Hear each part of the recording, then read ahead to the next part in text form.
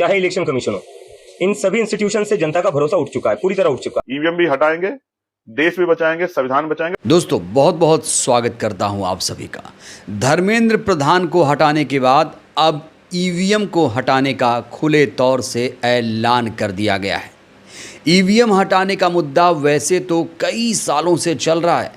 विपक्ष के कई नेता आते हैं, बोलते हैं, चले जाते हैं, फिर मुद्दा ख़त्म हो जाता है। लेकिन कभी ईवीएम के मुद्दे पर यूनाइटेड होकर या संगठित होकर विपक्ष के नेताओं ने लड़ाई नहीं लड़ी और शायद इसीलिए ईवीएम के मुद्दे पर जीत अभी तक नहीं हो पाई थी। लेकिन अब ईवीएम हट कर रहेगा, ईवीएम अब हटा दिया जाएगा। अब देश में बैलेट पेपर से चुनाव होगा।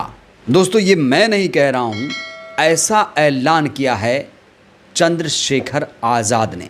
आज चंद्रशेखर आज़ाद ने ईवीएम को हटाने के लिए कसम खा ली है।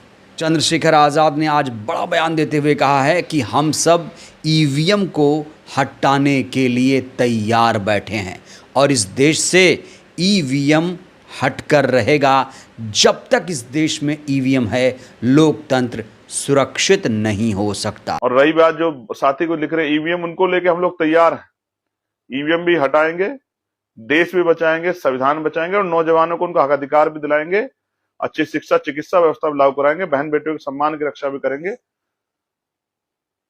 उनको सुरक्षित भी करेंगे, उनको शक्ति भी देंगे। बहुत बहुत धन्यवाद। जय भीम, जय भारत, जय संविधान, जय मंडल, जय जोहार, जय जवान, जय किसान, जय लोकतंत्र, जय विज्ञान। तो चंद्रशेखर आज़ाद यहाँ पर कसम खा रहे हैं, कह रहे हैं कि हम ईवीएम भी हटाएंगे, देश भी बचाएंगे और देश तब तक नहीं बचेगा जब तक ईवीएम नहीं हटेगी। क्योंकि जब चुनाव ईवीएम से होता है तो निष्पक्ष तरीके से चुनाव नहीं होता है। ईवीएम में धांधली होती है, उसमें टेम्परिंग होती है, इसलिए इससे चुनाव सेफ नहीं है। मतदाताओं को ये पता नहीं चल पाता है कि उनका वोट कहाँ गया। वो वोट तो डालते हैं, लेकिन उनका वोट किसे जा रहा है, किस पार्टी को जा रहा है, नागरिकों को, वोटर्स को पता ही नहीं चल पाता है। इसलिए ईवीएम को हटाना ही पड़ेगा। और इस समय सीजेपी के संस्थापक अभिजीत दीपके ने सोशल मीडिया पर एक बड़ा सवाल उठा दिया है। सवाल ये है कॉकरोच जनता पार्टी की तरफ से कि क्या ईवीएम हटनी चाहिए। और दोस्तों ये जो सर्वे किया गया है सीजेपी की तरफ से, उसमें 95% लोगों ने कह दिया है कि ईवीएम हटनी चाहिए। 5% लोगों ने कहा नहीं हटनी चाहिए। और 5% लोग कौन हैं ये आप सब जानते होंगे। सरकारी समर्थक हैं, सरकार के लोग हैं। वो लोग जो सत्ता में हैं वो बिल्कुल नहीं चाहेंगे कि ईवीएम हटे। लेकिन जो आम लोग हैं, जो विपक्ष के लोग हैं ख़ास तौर से, वो चाहते हैं कि इस देश से ईवीएम हट जानी चाहिए, बैलेट पेपर से चुनाव होना चाहिए।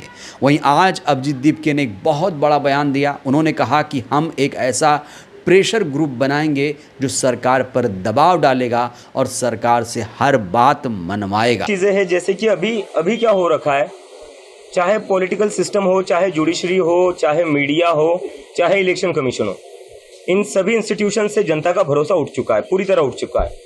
और जो हमारे मूवमेंट को सपोर्ट मिला था वो सिर्फ एजुकेशन तक लिमिटेड नहीं रहा था। जैसे जैसे आंदोलन बढ़ा, वो इन सारे इंस्टीट्यूशन के ऊपर जो भरोसा कम हुआ है जनता का, वो गुस्सा दिख रहा था। जंतर मंतर पर दिख रहा था, मुंबई में दिख रहा था, बंगाल में दिख रहा था, चेन्नई में दिख रहा था, देश भर में दिख रहा था। तो इसलिए हमें लगता है इन सारे इंस्टीट्यूशंस में अकाउंटेबिलिटी वापस लाने के लिए और कहीं ना कहीं इन इंस्टीट्यूशंस को वापस से न्यूट्रलिटी वापस लाने के लिए एक पब्लिक मूवमेंट की जरूरत है, एक पब्लिक प्रेशर की जरूरत है। और पॉलिटिकल पार्टी जो मुझे आज लगता है कि आज जो पॉलिटिकल सिस्टम का जो सिचुएशन है वो बहुत ही खराब है। तो ईवीएम हटाने के लिए एक बार फिर से आंदोलन शुरू हो चुका है। अभिजीत दीपके, चंद्रशेखर आज़ाद जैसे लोगों ने बिगुल फूंक दिया है। बड़ा सवाल यह है कि विपक्ष के नेता एकजुट कब होंगे। हालांकि समय समय पर ईवीएम के खिलाफ विपक्ष के नेता बोलते रहते हैं, जैसे बीएसपी चीफ बोलती रहती हैं। बीएसपी चीफ ने कई बार ईवीएम का मुद्दा उठाया। अखिलेश यादव लगातार ईवीएम का मुद्दा उठा रहे हैं। वो हमेशा कहते हैं कि चुनाव बैलेट पेपर से होना चाहिए। राहुल गांधी जी भी कहते हैं चुनाव बैलेट पेपर से होना चाहिए। सारे नेता कहते हैं, विपक्ष के सारे नेता कहते हैं कि चुनाव बैलेट पेपर से होना चाहिए। लेकिन असली सवाल ये है कि विपक्ष एकजुट क्यों नहीं हो रहा है। एकजुट कब होगा? जंतर मंतर पर कॉकरोच इकट्ठा हुए, सरकार को झुकना पड़ा, मोदी सरकार के खास मंत्री को नैतिकता के आधार पर इस्तीफा देना पड़ा। आखिर विपक्ष लामबंद कब होगा? क्या सिर्फ इसको लेकर बयानबाजी की जाएगी? क्योंकि याद रखिए दोस्तों, जब भी चुनावी नतीजे आते हैं तो ईवीएम पर सवाल खड़े हो जाते हैं। हालांकि इस बार जो चुनाव बिहार के बांकीपुर में हुआ है या फिर दतिया में हुआ है, चुनाव नतीजे के बाद इस बार ईवीएम पर सवाल खड़े नहीं हुए, क्योंकि बांकीपुर से पीके साहब ने जीत दर्ज की और दतिया में कांग्रेस के उम्मीदवार घनश्याम जी ने जीत दर्ज की। सवाल यही है कि जीतने के बाद ईवीएम का मुद्दा ठंडा क्यों पड़ जाता है। दोस्तों, एक चीज़ आपने और भी गौर की होगी, जहाँ जहाँ सत्ता के लिए चुनाव होता है, चाहे विधानसभा के लिए चाहे लोकसभा के लिए, वहाँ पर सत्ताधारी पार्टी नहीं हारती है, लेकिन छोटे मोटे चुनाव हार जाती है। और इसके पीछे जानकार तर्क दे रहे हैं, ईवीएम से निष्पक्ष चुनाव होता है, ये संदेश देने के लिए सत्ताधारी पार्टी के लोग उपचुनाव में हार जाते हैं। बड़ा सवाल, क्या सत्ताधारी पार्टी विपक्ष के नेताओं को लॉलीपॉप दे रही है? और सवाल प्रशांत किशोर जी को भी लेकर है। प्रशांत किशोर तो जीत गए, क्या वो ईवीएम का मुद्दा उठाएंगे या फिर वो ईवीएम को सही मानेंगे? प्रशांत किशोर जी को भी ईवीएम पर अपना जो स्टैंड है वो क्लियर कर देना चाहिए। वहीं अगर मैं चुनाव आयोग की बात करूं तो चुनाव आयोग ने अपना जो स्टैंड है वो क्लियर कर दिया है। चुनाव आयोग ने साफ तौर से कह दिया है कि चुनाव ईवीएम से ही होगा। बैलेट पेपर से चुनाव होगा तो बहुत ज़्यादा दिन लग जाएगा, महीनों महीनों चुनाव चलता रहेगा, काउंटिंग जल्दी से नहीं हो पाएगी। इस तरीके के तर्क दिए जाते हैं चुनाव आयोग की तरफ से। जब उनसे पूछा जाता है कि पूरी दुनिया में ईवीएम को बैन कर दिया गया तो फिर हमारे देश में इसे क्यों लागू किया गया है, तो ज्ञानेश कुमार जी यही तर्क देते हैं। ज्ञानेश कुमार जी ये नहीं देखते हैं कि उपचुनाव के नतीजे भी 12 घंटे बाद आते हैं। दतिया में क्या हुआ या फिर बांकीपुर के नतीजे जानते हैं दोस्तों, 10 घंटे बाद आए उपचुनाव के नतीजे। और जो विधानसभा चुनाव है या फिर लोकसभा चुनाव है वो महीनों महीनों चलता रहता है। तो सवाल यहाँ चुनाव की निष्पक्षता को लेकर है। बैलेट पेपर से अगर चुनाव होगा तो उसमें कोई भी सवाल नहीं खड़े होंगे।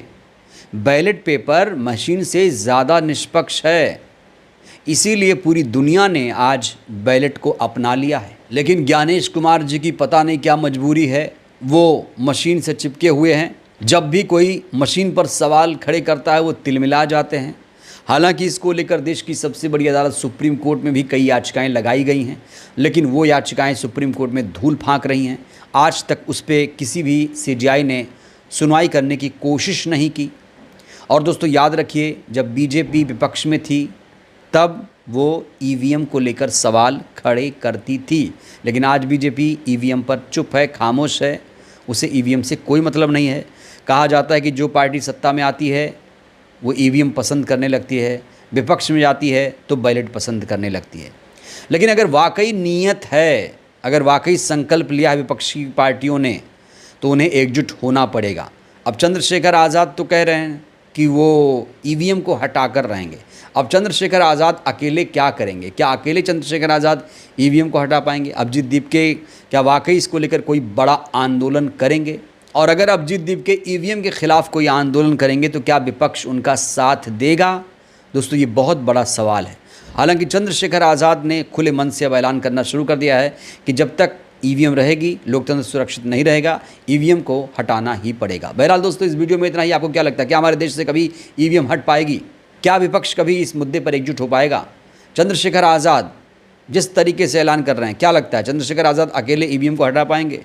अभिजीत दीपके अकेले ईवीएम को हटा पाएंगे?